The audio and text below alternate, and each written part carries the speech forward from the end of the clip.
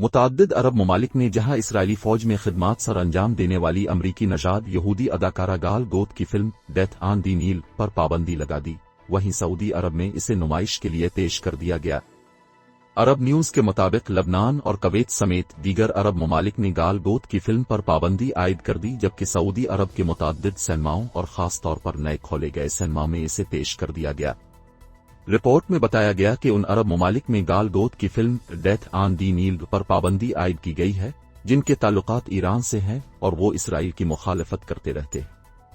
تاہم دیگر عرب ممالک کے برعکس سعودی عرب میں فلم کو پیش کر دیا گیا اور لوگ یہودی اداکارہ کی فلم کو دیکھنے کے لیے دھڑا دھڑ سینماؤں کا رخ کر رہے ہیں۔ ڈیتھ آن دی نیل کو جہاں سعودی عرب میں پیش کر دیا گیا وہیں اسے پاکستان میں بھی پیش کر دیا گیا، جبکہ دنیا کے دیگر ممالک میں بھی اس کی نمائش کی جا رہی ہے۔ فلم نے پہلے ہی دن کمائی کا نیا ریکارڈ بنایا اور اس نے وبا کے دوران پہلے دن کی کمائی میں کئی فلموں کو پیچھے چھوڑ دیا۔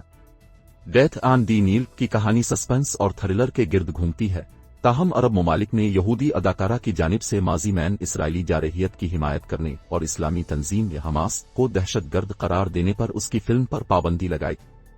گال گوت نے 2014 میں اسرائیلی جارحیت اور فوج کی حمایت جبکہ حماس کی مخالفت کرتے ہوئے اسے دہشت گرد قرار دیا تھا۔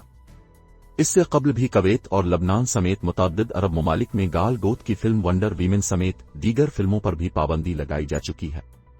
گال گوت کو کویت سمیت دیگر عرب اور مسلمان ممالک میں یہودیت کی پرچار کرنے اور اسرائیلی فوج اور جارحیت کی حمایت کرنے پر تنقید کا نشانہ بنایا جاتا رہا ہے۔ گال گوت 2004 میں مس اسرائیل منتخب ہوئی تھیں، جس کے بعد انہوں نے ابتدائی طور پر ماڈلنگ اور پھر اداکاری کا آغاز کیا۔ اسرائیلی قوانین کے تحت انہوں نے بھی دیگر یہودی خواتین کی طرح اسرائیلی فوج میں بھی کچھ وقت تک خدمات سر انجام دے رکھی ہیں اور انہیں سخت گیر یہودی سمجھا جاتا ہے۔